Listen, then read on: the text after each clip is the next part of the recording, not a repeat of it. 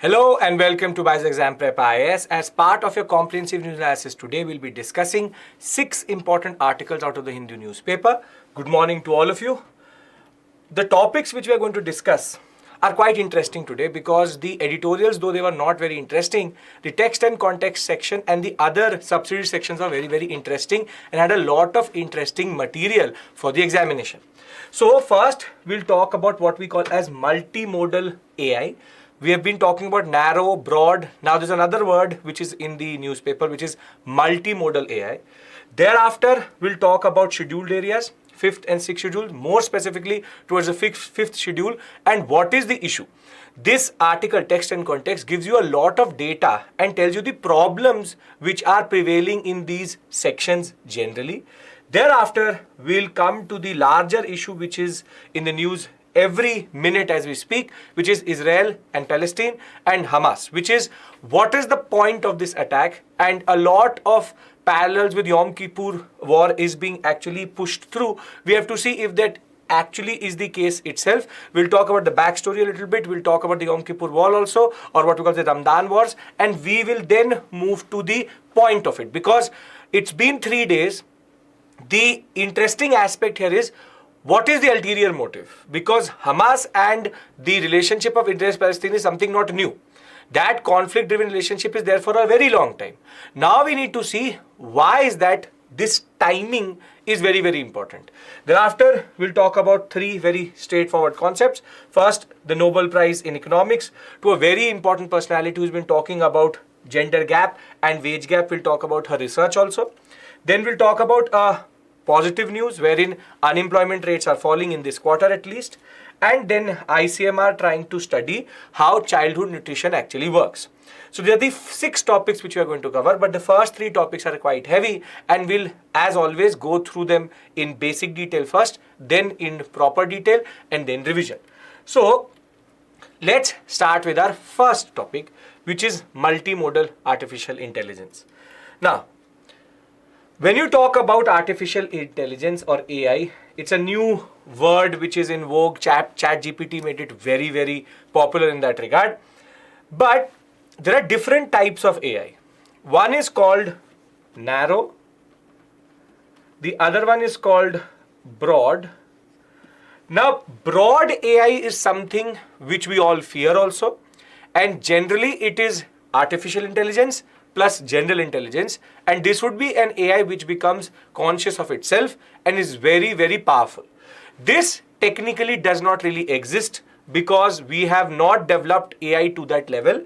AIs are very good in doing repetitive tasks or tasks which we give them very straightforward, and they're able to do it in a repetitive manner, and it's input output. So broad AI is not the discussion we are having here. We are having a discussion within narrow AI. Narrow AI, there's a new word which we call as multimodal AI. Now, what is narrow AI? Narrow AI is very straightforward. You give ChatGPT an input, it gives you an output. You ask it something, it will scan through the internet, give you an answer. They're very good in giving input-output. But when we talk about narrow AI as of right now, most of this narrow AI is text to text, which is that input is also textual and output is also textual, which is that you type something into the server, it gives you an answer. So it is text to text. But multimodal AI is a new word which is coming into vogue, though it's not something new. We already had what we call as software developed by ChatGPT, same company, which used to actually do what we call as image to text and text to image processing. Therefore, you can go anyway, which is text to text, image to image, image to text, text to image, which is, this is called multimodal interface. And there are multiple companies right now which are working to understand how an image given can be interpreted in text and how a text can be outputted as a image. And this will be a game changer because multimodal AI has a lot of different applications. So the first point is, what is the difference between a narrow and a multimodal? When we talk about narrow, we generally talk about text to text. Input, output, input, output. Thereafter, multimodal AI is image to text and the interpretability between those. And therefore, this could be a game changer because its applications are quite unique in that regard. Google has a very big repository of Google Images and YouTube. It is right now the Gemini system. The Gemini AI is the most leading one when it comes to multimodal. ChatGPT company OpenAI is trying to come to the same level itself. But Meta is also using the ChatGPT and the Google models in that regard. And the applications are quite interesting in that sense. So, now that we understand what it is, let's talk about its applications. First and foremost, what Facebook has shown that because of image processing on the Facebook platform, or what you call as Meta, it is able to detect hate speech and memes which are filled with hatreds. So, because of image processing, we could already see hate speech because of text to text, but now images which spread hate, that is getting detected because of multimodal AI. Second is the fact that Google is arguing that by using this system, we are able to, or the AI is able to predict dialogue and is able to predict what is going to happen in the video, because it is in a way processing the images and then giving you text. And the two most interesting, these are the two random applications, two most interesting applications of this system is first in CT scans, in medical zone, images which may not mean anything to you and me, or if there are certain subtleties in image, CT image and MRI image, the textual interpretation of that is now being given by these multimodal AIs. So now medical imagery can be scanned through AIs and they can detect things which maybe a human eye cannot. And second is virtual reality. What it is being argued is that maybe these multimodal AIs can give you sensory input also. So while standing at the beach, they can then simulate the hearing, the general feel of the beach by actually adding multiple elements to it. Because right now it is one way, one dimensional, which is narrow. By multimodal, multi-dimensional AI, what is happening is we can have multiple AIs working together to give you an output which gives you a sensory experience also. So this article was about something new in the news. It's not an issue, it's not a problem, it's not about solving a problem, it's about introducing something to you. So in the examination, if you see the word multimodal AI, it means that they're talking about image to text, text to image, image processing in that regard, and multiple image processing to create a textual output. Therefore, it is better than narrow AI text to text because then you can also use it in different ways. The application of it right now is in multiple zones with regards to identifying images which are spreading hate, plus the concept of predicting dialogues by imaging, the image being processed. Further, two major is one in medical zone where it could be a game changer, and then in virtual reality or augmented reality, which is where we interact with the virtual world but we have sensory experience also. So two basic points, what it is, what is the application. I think these 2 points are clear. So therefore, let's add the details. Don't have to learn the name of the companies, but have to understand what is their basic point. So as of right now, the next frontier of AI is going to be the concept of multimodal artificial intelligence. And why is it important? See, as of right now, ChatGPT is going for its 3.5 and 4th version. And under GPT-4, image and analyzing them in words is something which is being talked about and it is being experimented. So therefore, speech synthesis, image processing, two major things which our brain also does, which is it takes the visual input and gives you an understanding of it, and the audio or the audio which is our speech both can now be managed by AI in that regard. So therefore, image processing plus speech synthesis, which is that you enter your voice and it can, in a way, create your voice or recreate your voice with new words. This is also something interesting, which Apple has also done through its latest OS. The 17 OS has this feature in which you can say random words and then it can actually simulate your voice to a certain level. But this is the future, wherein the two major senses, the sight and what we call as speech, could be in a way augmented with AI. And therefore, Google has already been working on its multimodal language model and AI, which is Gemini. And because it has an advantage of having the images under its Google Images and YouTube, it is already having a head start. It is already going through the experimentation phase. But what I mean to say is multimodal. What I said to you was multimodal is not something not new. You already had DALL-E. DALL-E was actually an image to text and text to image processor. But the point was, it was again input output. It's only one dimensional. When you have multi-dimensional imaging and processing and analysis, it is called multimodal AI. This is something which is new. DALL-E is a very, very old system, 2021, but this was the beginning of the AI revolution which we are seeing right now. Now let's talk about the application, which is more important for you as a UPSC aspirant. First, detects hateful memes and speech on Facebook. Thereafter, it can also predict the next line of a dialogue in a video because of image processing. Further, text, visual, data, audio, temperature, movement readings, all can be used together to give an output in image or text wherein multiple dimensions are taken together. The AI is able to take multiple inputs to give one output. In narrow, it was input, output. This is the major difference. Unidimensional, multimodal, multidimensional. But what is more important for us is how in virtual reality it can simulate how the experience can be better, what it is to be there itself, and thereafter the most important, which is it can read and analyze CT scans, and the medical application, which is health AI section, is something which can revolutionize the health sector itself. And therefore, before we move on to the second article, which is the most interesting, the ST areas in India and how it is governed, very static but very interesting data in that regard, there are three basic things which you need to remember from here.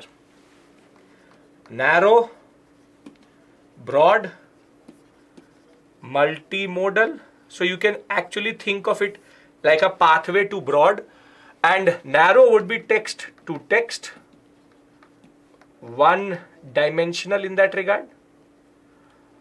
On the other hand, multimodal would be multiple inputs to the same AI to get one output, and that is why multimodal. And it is right now in the images to text phase and the way back, and its application right now can be in the health sector, in videos, in the way you detect speech and images, and last but not the least, virtual reality. Straightforward topic, but this is the word which you need to now be careful of: multimodal AI. I've given you a question on mains also out of this. I will discuss it in the end of the section itself. Now, let's now move to the second one, which is more important, which is the state of India's scheduled areas. Now, you go through this standard books, Lakshmikant, your static, DD Basu, which is 5th and 6th schedule. But I am discussing this article for two very basic reasons. It gives you the basic data for sure, but it also identifies the issues which are prevailing in the scheduled areas in that regard, and a very fundamental problem which is there as of right now when it comes to scheduled areas. So let's first discuss the basics here. What the article argues is not my data. What the article argues is there are 705 tribes which together constitute the scheduled tribes in India. They are 8.6% of the population, and the scheduled areas, together the 5th and 6th schedule, together hold 11.3% of land area of India. So close to 12% of all land area is in a way under scheduled area. Now the question is, what is this concept? What is this concept? And you will realize that there's a major flaw when it comes to how we identify scheduled areas. So the Article 244 is the most important article in our constitution, which talks about and notifies what we call as the scheduled areas itself.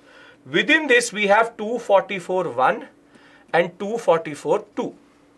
Under 244.1, the areas are identified in scheduled areas other than 4 states which go into, this is 5th schedule, and this governs Assam, Meghalaya, Tripura and Mizoram.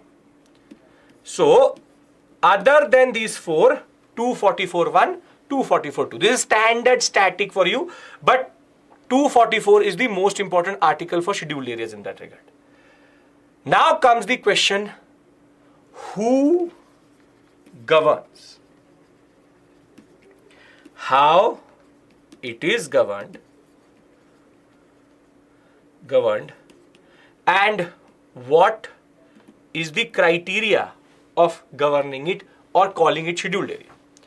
Now, as you know, the reason why we call it scheduled areas is, or why we need it, is because the ST population has a historical, what we call as experience, in which they were discriminated against. They became disconnected with the development of the Indian subcontinent when it comes to the ancient, medieval, or even the modern or post-independence phase. And there it is specific to the British colonial idea of scheduled areas, scheduled tribes in that regard. And from that we've picked up this concept, and therefore it is to basically give what we call as positive discrimination, wherein you give these sectors, these villages, this district a more connected approach, and it is not the government but the governor, will talk about that, and it is the president who take care of the development of this area. So it is about the scheduled tribe population getting the right representation, getting the right space within our democracy. That is why the scheduled area concept is there. Now the point is that 244.1 and 244.2 govern these areas, 5th and 6th schedule govern this area. Now the problem is that though we know who governs it, how it is governed, the issue comes in how do you notify it. But before I do that, let's talk about who governs. See, the question who can be answered is president. The president is the one who can notify and declare an area as a scheduled area. And once he does that, the state thereafter has to establish a tribal advisory council in which at least 20 scheduled tribe members should be there, and they will then decide what will be the basic modus operandi, how will they operate in the scheduled areas in that regard. Now this is at the center level. The real power resides with the governor, who is basically the agent of the president at the state level itself, but it is the governor who has the power, and very sweeping powers he have. For example, how it will be governed, what will be the administrative setup, further what laws can be applied and what parliamentary laws can and cannot be applied, everything is with the governor.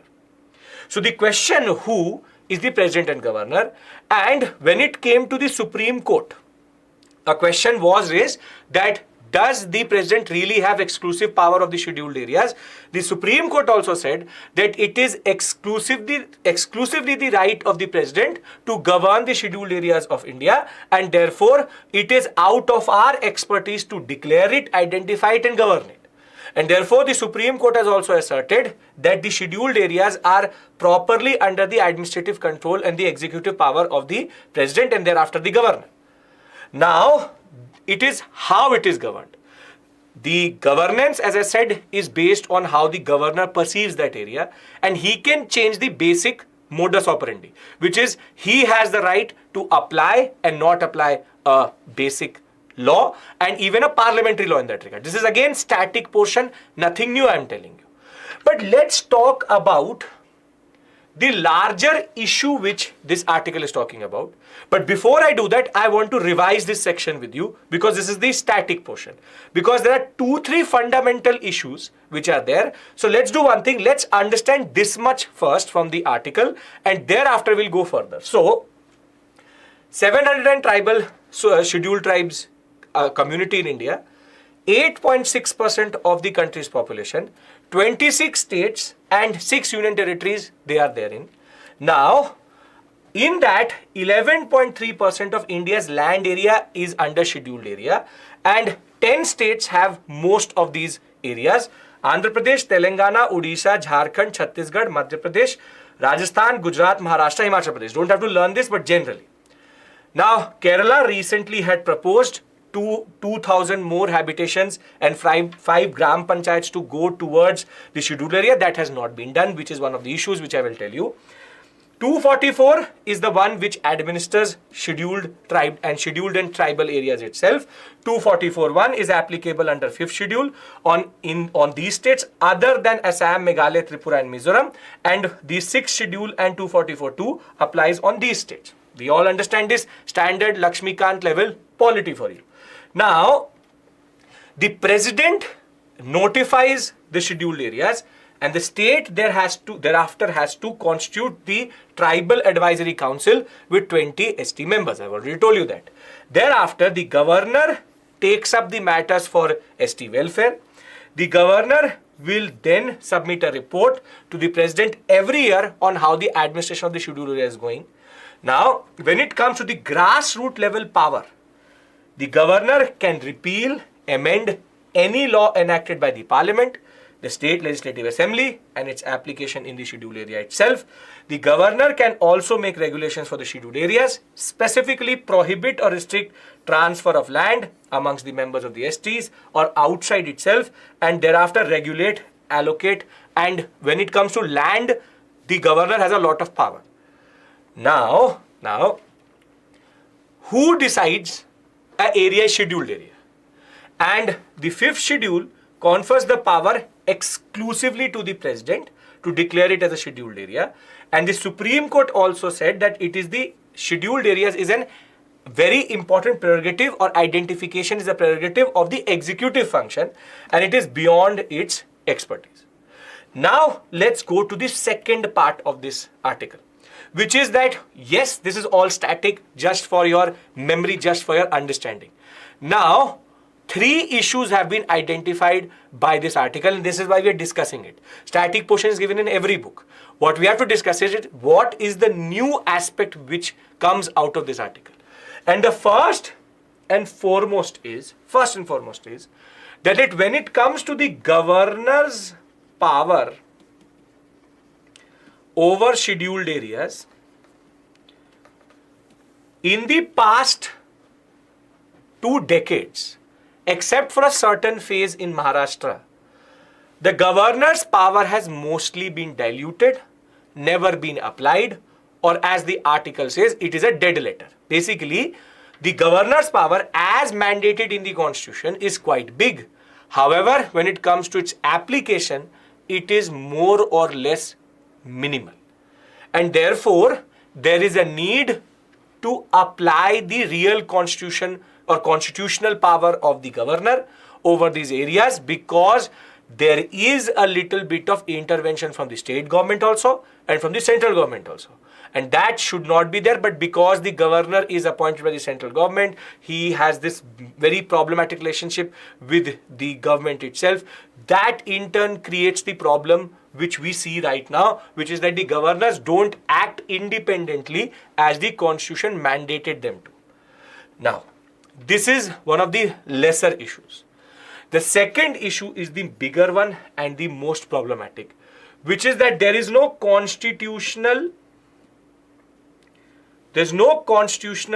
act, what we call as article or legal criteria to decide what area is scheduled area,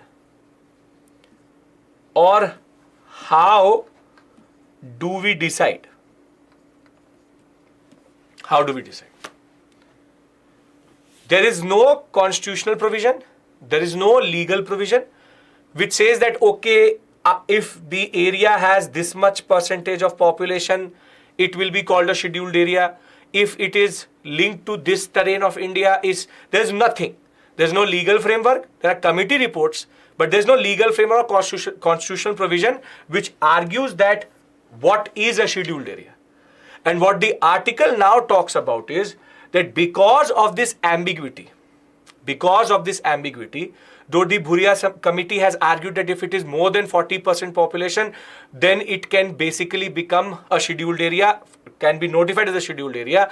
But recently, Jharkhand, there was a case in which the population of the scheduled tribes was less than 20%, but it was still proclaimed as scheduled area. And the Jharkhand High Court had to dismiss the case, saying that it is the prerogative of the executive. So the point is, there is no uniformity, there is no set plan.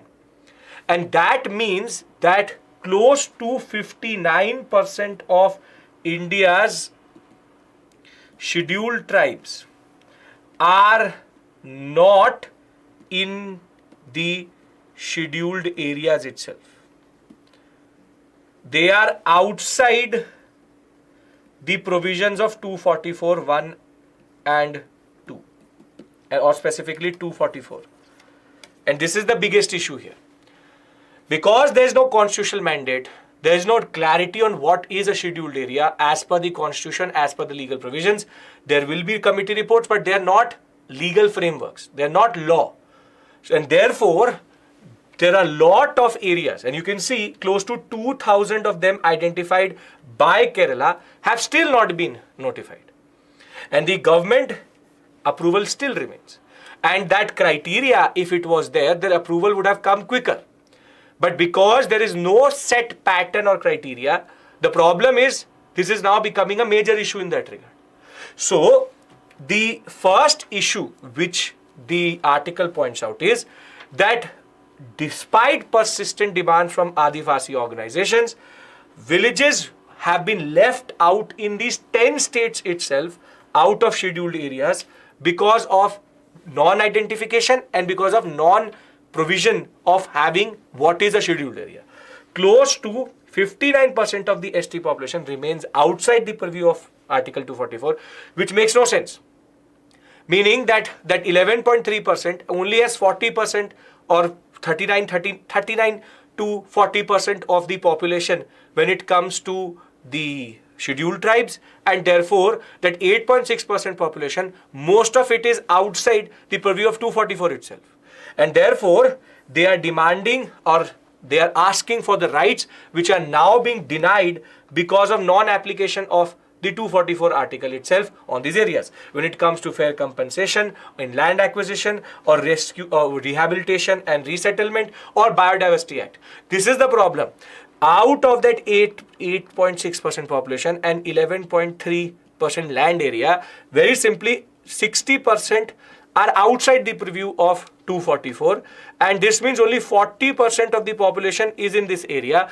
And with this 60% not being under the purview of 244, they are now vulnerable to all the issues which come out of tribal areas and acquisition, development, growth and economic development. And therefore, the safeguards which are given to the 40% which are in this 11.3% are not there itself. And this is the problem. And this is where even the Bhuria committee argued that the Panchayati Raj institutions should be applied on scheduled areas. This has also not been done because there is no constitutional mandate. PESA was pushed but was not applied. Now, this comes from the issue which is in the constitution itself, which is there is neither a constitutional or any legal provision that provides any criteria to identify scheduled areas. In 1961, the Debar Commission report argued that the following should be the way in which we should identify a scheduled area. Preponderance of tribal population. Again, it's all words. It doesn't give you a percentage. Compact, reasonable size, viable administrative entity such as a district, block, economic backward area relative to its neighboring area. Now the problem is each of these provisions have a problem. Firstly, preponderance. What is it? 50% is preponderance, 60% is preponderance, 40% is preponderance, 30% is preponderance. What is it? Thereafter it says compact and reasonable size. tribal areas may not be very big, but they are equally important. Then it says viable administrative entity. This is where most of the states are not notifying these 59%, because they're saying that they are scattered so much in 5 to 6 districts that within them they are not viable administrative entities. This is what the states are using, the central government and the state government, specifically the state governments, are using as a provision to say the committee report says viable economic entity, viable administrative entity, and they are not viable administrative entities. So they can't become a district, they can't become a block, they can't become a taluk, and therefore we can't make it. But what is happening is their numbers are big, but they're scattered around in 5 to 6 districts, and therefore none of those districts can have a certain percentage to be called preponderance, and if not applied, then they are outside the purview of 244 itself. And this is the problem. And this is where this article becomes interesting, because it identifies the issues. And when we talk about the powerful provisions, the authority, the special responsibility of the governor, it is a dead letter, except for between 2014 to 2020. It has never been ever used by the governors itself. And further, with no law prescribing minimum percentage of ST population, the issue is that how do you then call preponderance, or how do you identify the scheduled areas in that regard?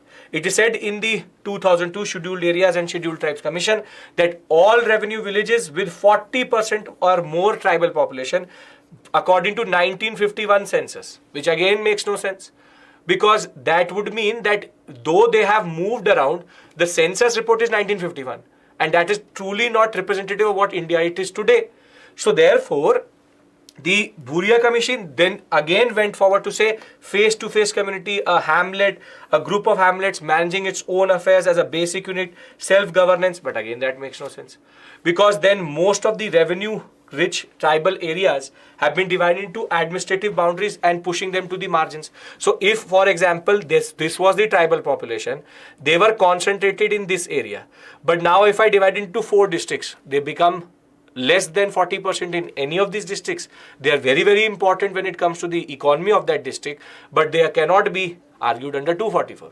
So this is the basic politics of the problems which are coming through. And this is the reason why we are doing this article, because you need to know what is the issue. The issue is that firstly, governor's power is more or less obsolete, which when it has never been applied, and it is something which is inbuilt into the governor's position in our constitution itself. Second is the fact that if you do not notify, if you don't have a constitutional provision and a legal provision says that, okay, 40% every district should be under 244. That is also not there. These commissions are talking about certain criteria. These certain commissions are being used by the states to what we call as distract and in a way not apply certain provisions. And certain are saying that, okay, this applies, but they are not administrative units. So there are multiple excuses which come out of these committees itself. And therefore, what is happening is that the vulnerable section of our society, which is the STs, the SCs, specifically the STs in this sector, they remain outside the purview of 244 and are open to all forms of exploitation. So, what is the way forward here? What is the way forward here? This is what the article gives you. I'll summarize everything into one thing, and so that you can use it in the examination better, because lot of data, lot of points being made. According to the article, all habitations and group of habitations outside the purview of scheduled areas in all states where STs are the largest social group should be notified. Sure, this is what should be done, the most logical thing. Geographical limit of villages will need to be extended to have community forest resources added. Therefore, they will become a bigger area and then can be seen as a relevant area when it comes to state laws itself. And last but not the least, geographical limits of revenue villages, panchayats, taluks need to be redrawn, which again is something which is better said than done. And delimitation, the concept of redrawing of districts, is something which is problematic, and the scale at which it has to happen in India, it needs a lot of political will in that regard. So, before we move to Israel, let me summarize this whole concept for you. The basic summary here, I'm just looking for a slide. Yes. The basic summary here is very straightforward. See, we know that there are 705 tribes. We know that there is 8.6% of the population as per the last census, which is scheduled tribe. We know that they have 11.3% under scheduled area as notified under 5th and 6th schedule. We know this data. We also know that it is the president who is the power to notify, and he also has the power to draw or redraw and declare scheduled areas. You also know that. Grassroots level power has been given to governor. Is again we know that. We know that 244 is the one which applies to 5th and 6th schedule, 244.1, 244.2. This is something which we already know. On paper, looks nice. But now in its application, there are three issues which emerge. The three issues which emerge here are very straightforward. First, the governor's power seems to be non-existent or never applied in that regard. So we believe that it is a dead letter, more or less never applied by the governors. They should. So the welfare of the scheduled tribes is already under jeopardy. Second is the bigger issue, which is there is no definition, there is no way or no legal provision and no constitutional provision which says what should be the criteria to say it is a scheduled area. And because of that, 59% of the population which should be under scheduled area is outside scheduled areas. And therefore, this population is open to all forms of exploitation. They have historically had a what we call as problematic past and were always disadvantaged. Now they are outside that 244 and therefore open to all forms of what we call as standard exploitation. And though there are safeguards, they're still not under it. And this is the problem. This is why this article becomes important. What is the way forward? Way forward is redraw the taluks in such a way that they become substantial population in one district. You have to notify areas in which there is already a substantial population. But again, what is substantial, what is big, what is what we call as proportional, that all has to be notified by the government. Somebody says 40%, somebody says something, but that the point is committee reports don't have legal basis. They are applied by the government, but they're not binding on the government in that regard. And therefore, scheduled areas, the concept itself, the provisions itself, as we read it in the books, seem to be perfect, seem to be very nice, seem to actually safeguard the interest and the welfare of the scheduled tribes. But on its ground application, there are multiple issues which are emerging and we need to be cognizant of that. And that is why we did this article, so as to identify these three issues. I hope you've noted them and understood what is the basic issue. Just to repeat it, just to again point it out to you, we have all this data, 244, President, Governor, Tribal Advisory Council. But the problem comes when it comes to the 59% not coming through because of the fact that the power of the governors are mostly a dead letter. Over and above that, neither constitutional provision, neither a legal provision to say what is that number or what is the percentage of population at which you can say it is a scheduled area in that regard. And this is the basic point which we try to understand from this article. So repeat it thrice so that you can understand the working issues. This is a realistic question which can come in GS paper 2. Now with this, we move to Hamas, Israel and Palestine. Now Israel-Palestine, if you understand the basics here, it is actually not something new for us in international relations. As a UPSC aspirant, we know that the Israel-Palestine issue has been persisting since the Jews or the Israelis who believe that they have always been discriminated against. Anti-Semitism is inbuilt into Christianity generally.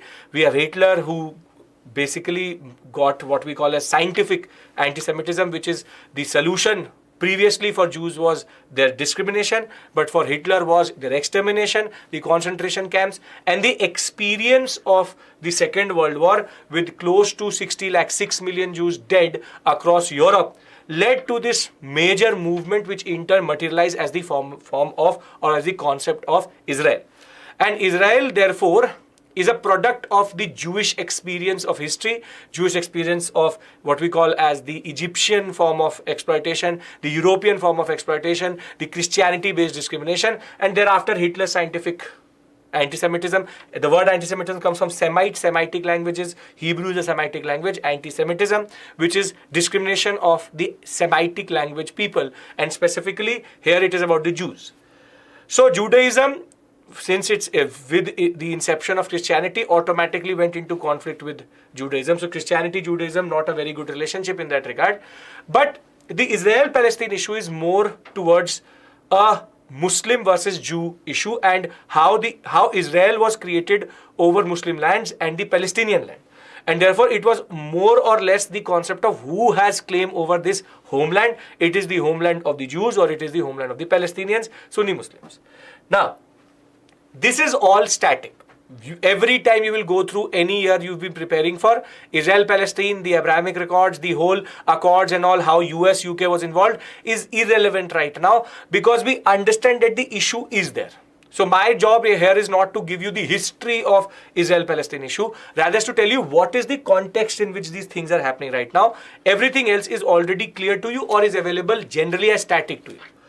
Now, when this Hamas attack happened. Hamas is if you want to call it, it's a Muslim terrorist organization according to Israel and other allies of Israel.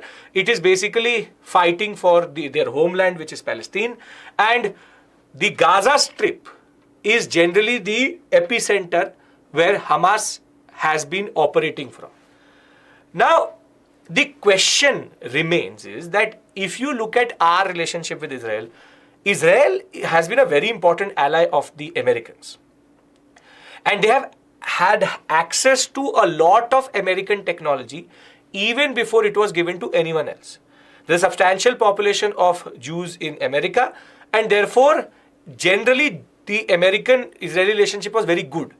And therefore, the Israelis always used to have this major, what we call as a concept and this image which they used to project to the world, that militarily we are one of the most invincible armies, and because we are part of this American complex, this complex which they developed was that we can do anything military-wise, intelligence-wise. Nobody can basically defeat the Israelis or the power which projects out of that military power or military might which is given to them by the Americans. So it's not self-built, it is given by the Americans in that regard.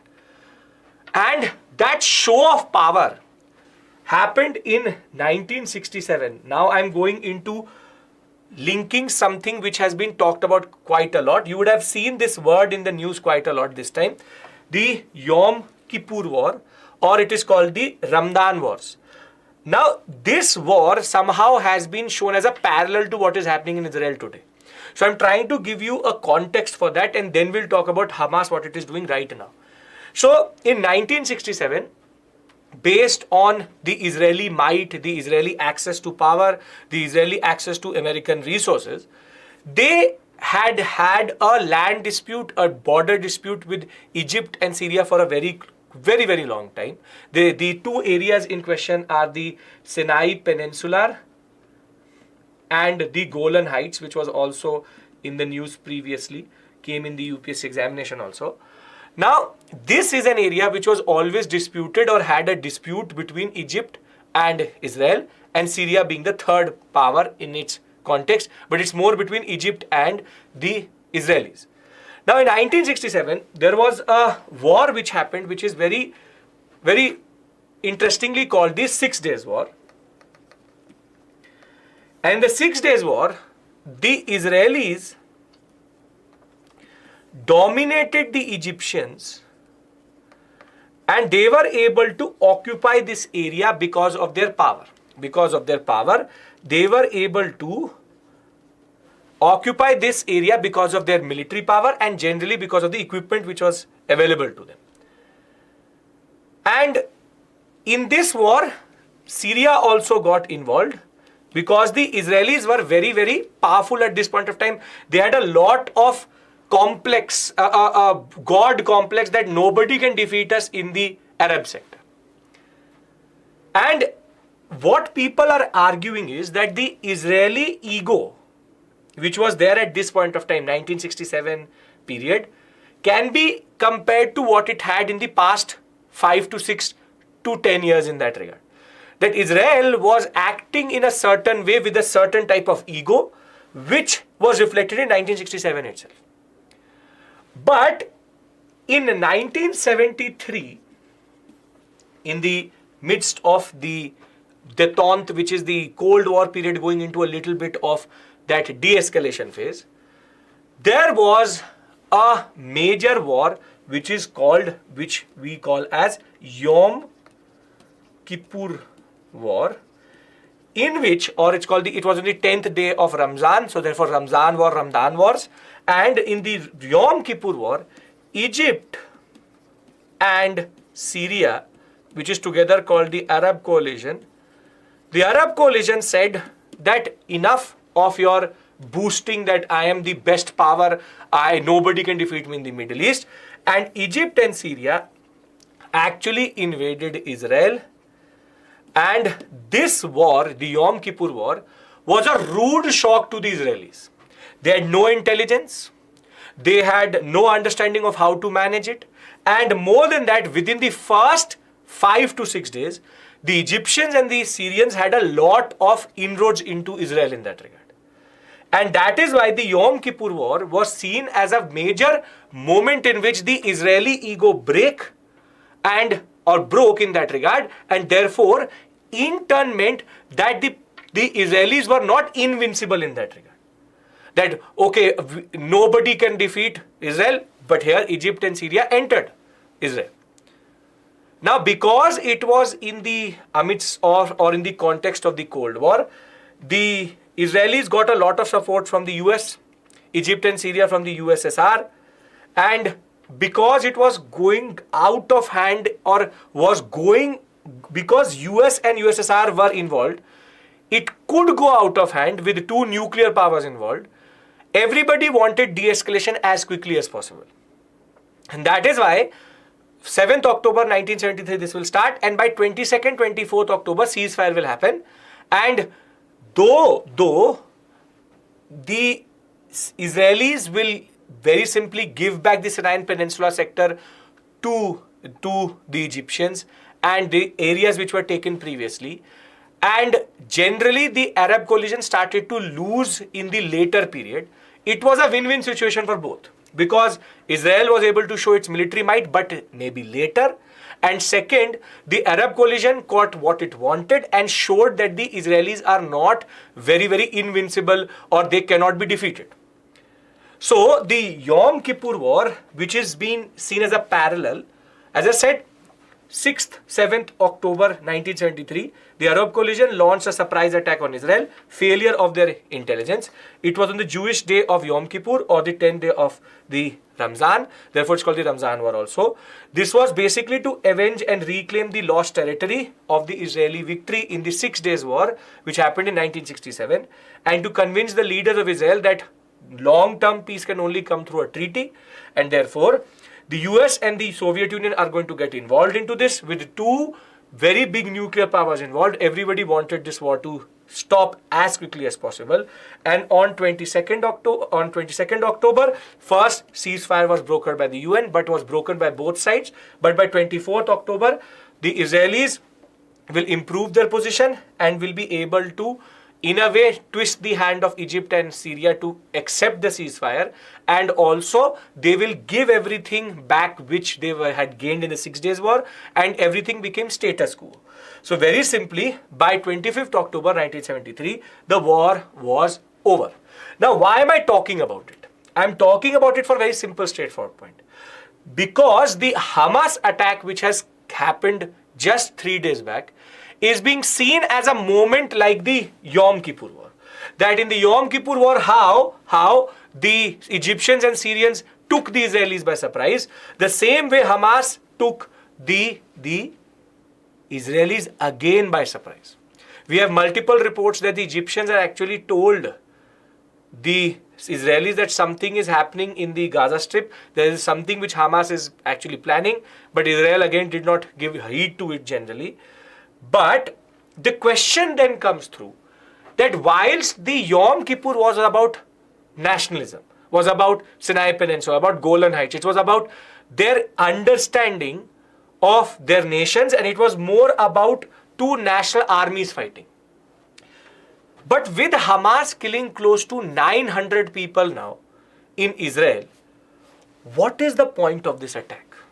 What is the point of this attack? So before I go into this point aspect, let's try to understand what we've done till this point. We've tried to understand that they've been talking about Yom Kippur. You will see it in every newspaper that is the moment of the Yom Kippur war. It's the moment of the Ramzan war. I've tried to give you an understanding that yes, the Yom Kippur war was when Israel was taken by surprise. It was in the major period of Cold War politics across the world. US and USSR were involved. So it was more about Cold War politics also playing out in Israel, Egypt and Syria, and generally their internal territorial dispute. Their territorial dispute got resolved by 25th of October 1973. Yes, the moment is the same, that Israelis have been taken by surprise. But then why is Hamas doing something in 2023? Herein comes the answer to it. The answer to this question is that, now please pay attention, very interesting way this is arguing. The answer to this question is that since the past 10 to 15 years, see, Israel-Palestine issue was always on the what we call as cards for the US, the UK, the French, the EU and the US always wanted to broker peace. And the two-nation theory was also there, that both will be given their own nations. However, while Israel got recognized by everybody, Palestine never got the recognition and is generally not recognized by most of the countries, though the two-nation theory argued that they both will be given their own space within this holy land. Now, what happened in the past 1 decade was that somehow people started to forget the two-nation theory. And Israel has been building up its diplomatic ties, its international relations, its foreign policy in such a way that people tended to keep Palestine, and this is called de-hyphenation. I'll tell you, this concept happened within India and Pakistan also. People always used to talk about Israel, Palestine like this.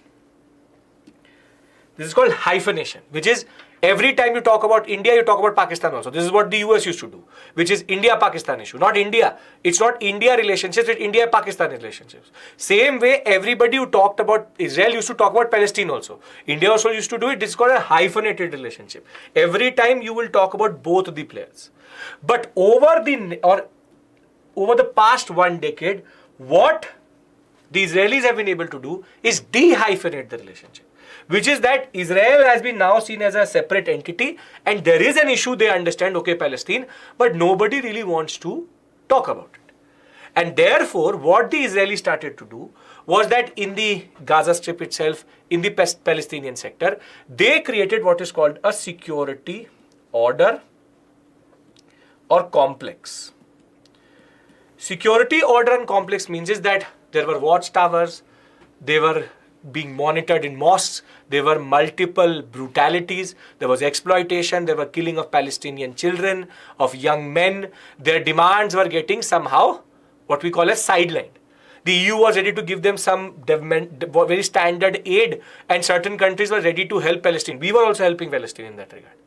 Now the point is, with this security order and complex in place, Israel was becoming more and more comfortable.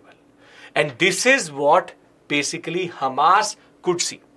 And Hamas saw one more thing, which is this. First, the Israelis were happy to have a certain type of security complex, security order in the Palestinian sector and de-hyphenate the relationship across the world itself. But what the Hamas saw further was that there has been a new trend in the geopolitics of Central Asia or West Asia, which is the fact that, for example, the UAE, the Saudi, the Iranian, the Qatar, the Turkish, the relationship between these countries which were always strained. For example, Israel and UAE. It was always strained, but there has been a certain positive trend in it. For example, Saudi Arabia and Iran. The Shia and Sunni divide, but still they were coming together.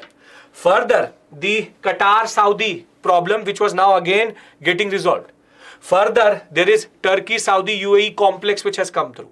The point is that Central Asia, there has been a positive trend of cooperation, of understanding. That does not mean that there is no form of problems or there is no conflict, but there is a positive trend in this sector. wherein everybody is trying to find a solution for their issues. They understand that this is not sustainable over a period of time, so why not resolve it? And therefore, Hamas could see something. Hamas could see that, Israel is dehyphenating its relationship. Security order complex is there in Palestine, nobody really cares. And generally in Central Asia, Palestinian politics was becoming redundant and everybody was coming together. And therefore, the attack of Hamas on 7th October was to wake everybody up, which is to show that, Israel and Palestine still is an issue. We have not ceased to exist. And therefore, this is Hamas shaking the tree and basically saying, wake up. And this surprise attack has taken Israel by proper surprise, and they were not able to respond, and the fighting is still going on because the Israelis took Hamas very, very standard. They had the Iron Dome. They thought any rocket attack can be stopped, and therefore there is no need for any further form of what we call a security understanding. And this is where Hamas is trying to do something at a very dangerous cost, because what Hamas is doing, 20 million Palestinians will now, rather 2 million Palestinians, 20 lakh Palestinians will pay for the Hamas actions. Already food, water and electricity has been stopped to the Palestinian sector. Israel is saying that this is our 9/11 moment, and what America did after 9/11 was to destroy Central Asia itself. Most probably Israel is now going to properly occupy the Palestinian Gaza Strip, Gaza sector itself, and therefore it means West Bank, whatever we had as a Palestinian adobe or a certain security order, now Israel will not stand down. While Egypt and Syria and Israel was a much bigger issue, had much bigger territorial implications, and Egypt and Syria had the power to withstand the Israeli onslaught, Hamas does not have the resources. And now the questions which come up are, where did Hamas get so many weapons from? How are they able to evade all forms of intelligence? Who is helping Hamas generally? And the equipment which they're using are all latest equipment. And therefore, they are getting the arms supply from somebody. So the questions are multiple. But this article was interesting because it tries to answer a very standard question. Why now? And the answer to that why now is dehyphenation, security order complex which they had created, and the improvement in relationship of Central Asian countries, or what we call as West Asian countries. And here, what happens is, with everybody going into a positive relationship, Hamas thought that already Palestine is being not talked about. We need to bring it to limelight. And maybe this will be the last time we'll talk about Hamas, because the response is going to be extremely bad. EU has already stopped the aid to Palestine. US is has already redirected two of its aircraft carriers and 6 of its destroyers towards this sector itself. So now anything can happen. So I hope you understand what is the point. I'll read it out to you and it will make more sense to you, and we'll revise and then move to the Prelims Bytes section. The parallels, as I told you, are clear, which is surprise attack. But the question is, whilst after the Oslo process in 1990s, everybody understood the fact that there will be a two-state solution for the Palestine-Israel issue, which is called the two-state solution, or the two-nation theory in that regard. Here, the concept was very straightforward. But no major developments have happened since 1990s. Mostly US and EU have abandoned this idea and nobody wanted to apply it in that regard. Trump was foolish enough to argue about it but never applied it. So during this period, now since the Oslo process, the Oslo Accords, which is seen as a major moment in which Palestine and Israel came together and in a way brokered certain type of peace, what has Israel done? Israel has shifted the focus of the world away from Palestine, and the Arab countries in that regard have stopped caring about Palestine in that regard. On the other hand, the Palestinian resistance is getting weaker and weaker, and they have gone for what we call as a status quoist approach, which is continue the occupation with a compromise, which is have in the West Bank certain sectors which are all Israeli and give certain areas to the Palestinians, very closely controlled in that sense. So Israel, along with Egypt, have imposed a blockade of this enclave itself. in the West Bank, Israel set up hundreds of security checkposts, huge security barriers, limiting the Palestinian movements. Jewish settlements mushroomed in the West Bank itself, and pro-Israeli politicians have started to also rise in this area. And over the years, Israel managed to build a security order that neutralized large-scale Palestinian violence through force, through checkpoints, through what we call as barriers, and occupation and blockade of territories has continued. So very simply, everybody was not, when Israel was doing this, everybody was comfortable with it, which is within West Bank politics, push the Palestinians in certain pockets in that regard.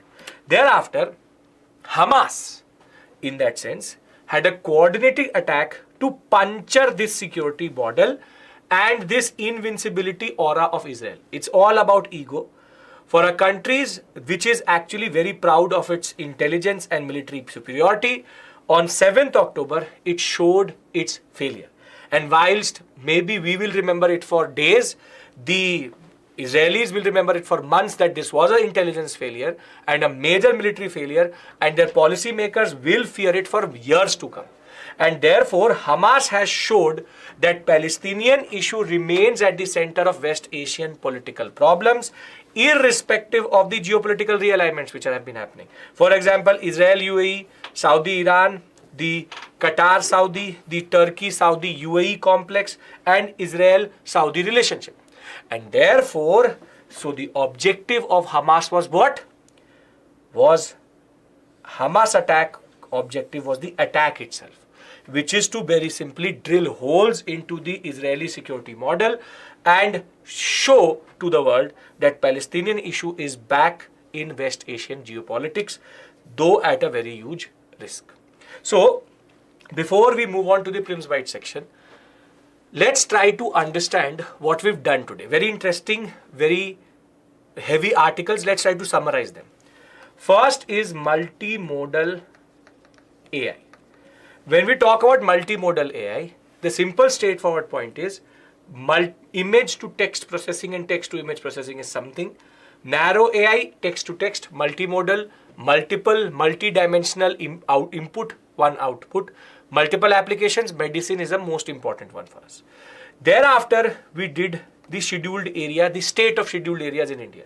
We discussed the 8.6% population, 11.3% land area, the 705 tribes, the fact that the president and the governor have power. We discussed 244 standard things. But here we discussed two major or three major issues which have developed. First, governor's power have never been applied. Second, bigger issue, which is no legal framework, no law to say what is the criteria for a scheduled area to be notified as scheduled area. And therefore, close to 59% of population not in scheduled areas. Multiple excuses makes no sense. Thereafter, in this article, we've tried to understand three things. The Yom Kippur War. Yom Kippur War, as I told you, is related to the 1967 war. 6 days war happened. Israel takes Egyptian sector and certain areas of Syria. They retaliate in 73 to basically drill holes in the ego of Israel. In 73, this is called the Yom Kippur War, happens on the Jewish day of Yom Kippur or the 10th day of Ramadan. And thereafter, it's also called Ramadan War, Yom Kippur War. Yom Kippur War was a moral victory for the Arab coalition because they were able to show that the Israelis are not invincible. And in that sense, this is the basic concept which the Hamas is also doing right now. Why did the Hamas attack Israel on 7th October? Because three things. Status quoist approach, security complex was developing, everything seemed to be fine, but the point is that Hamas wants to bring Palestinian issue back to geopolitics of West Asia, where there has been a positive trend in relationships, and tell the world that Palestine cannot be ignored. Now, how good or how costly it is going to be Palestine, this time will tell, and we'll be here to tell you what it actually means. Now, with this, let's move to the Prelims Bytes section. Small topics, interesting topics. First, Claudia Goldin, I hope that these three big topics were clear. I've taken more time today, I think, close to 1 hour, 5 minutes to cover these three topics, heavy topics in that regard. And I hope that they've now made sense to you. Very interesting topics. Unlike the articles which were coming previously in the Hindu, today it had a very interesting set of articles in that sense. So we have Claudia Goldin, who's got the Nobel Prize for Economics. She's an expert on what we call as gender gap and women's role in the labor market. And very simply, she's the third woman to win a prize out of the 93 economic laureates which are there. She has studied for the past 200 years women's participation in the workplace and how, despite economic growth, women's pay did not continue to catch up men's, and the divide still exists, and she works to understand that. And she had a very interesting argument that when it comes to how women's engagement with economic activities has been there, she argues it is a U-shaped curve, which is that when in agricultural society, they became part of the family labor, so they were part of the economic processes more. As industrial revolution came, their roles became more defined into public-private. Some got more opportunity, some got less opportunity, but women became more confined to the private, though they were part of the working force itself. And with this service sector rising, women's employment has gone up again and their participation has been there. People tend to argue that since industrial revolution, it is a straight line. No, it is a U-shaped curve with participation only rising after the rise of service sector in the 1990s, 80s in that sense. Very interesting. She's a very important personality. We'll discuss her further for sure, but as of right now, just need to remember her name.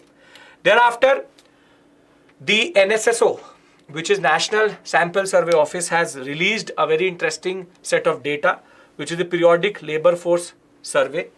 And within it, you have two things. Labor force participation rate, which is how many people between age 15 and above are part of the labor force and participating. And worker to population ratio, which is against the population of India, what is the worker ratio and that how many people are working. And what it shows is that unemployment rate in urban areas has decreased from 7.6% to 6.6%, which is again encouraging, which is above the age of 15. And for men, it has decreased from 7.1% to 5.9%. And for women, it has decreased from 9.5 to 9.1%. Women still quite high, but the ratio together balances out to 6.6%, drops to 6.6%. This is not the interesting part. This is the interesting part. It claims that the labor market has now reached the pre-pandemic level because the labor force participation ranged between 46 to 48% before the pandemic. And now it is at 48.8%. So we've totally come out of the pandemic, what we call a shock. And worker to population ratio also has come to the pre-pandemic or has surpassed the pre-pandemic level from 41 to 44% to 45%. Basically, why am I telling you this? You have to know that the working population, the worker population ratio and the data of unemployment is also showing that we are truly out of the pandemic shock and the different areas and sectors are implicating that also. Now, the last is a very simple, straightforward thing, which is the ICMR has now started to develop a study to understand childhood nutrition and undernutrition. And they have a multi-center research study which is going to understand how appropriate food, home food, can be given with a combination of behavioral change which can allow for the good feeding practices for mothers so that the children can have the right nutrients. So what the mother eats, the child will get. So the behavioral change in first breastfeeding, and more than that, what the mother eats, we need to have a certain combination of foods which gives her all the nutrients which can be passed on to the children itself or to the child itself. So the time between 6 to 24 months is very critical age, and therefore the risk of wasting, stunting or undernutrition, which is either you have very less weight to your height or you have very less height according to your age, which is wasting and stunting, or you have no nutritional components which you should have, that can only be done through a behavioral change in breastfeeding practices in India, and further the mother needs to eat the right nutrients, and this is what they are trying to do. So with this, I'll move to the mains questions, but again, 6 big topics, 3 big topics, 3 small topics. I hope the scheduled areas one is clear and the Hamas, why they have attacked, is clear. With this, let's look at the mains questions. We have what are multimodal AIs, discuss their application in the digital world, not a word, world. 250 words, GS paper 3 question can be there. Thereafter, the recent attack on Israel reverses the geopolitical trend in Central Asia. Comment. This is what is a realistic question for GS paper 2. This is what I want you to write and check. So, With this, I would like to end the session. Thank you. I hope you enjoyed the session generally. I'll see you on Saturday and Sunday and Monday. This Saturday, Sunday, Monday is with me. See you. Take care. Bye-bye.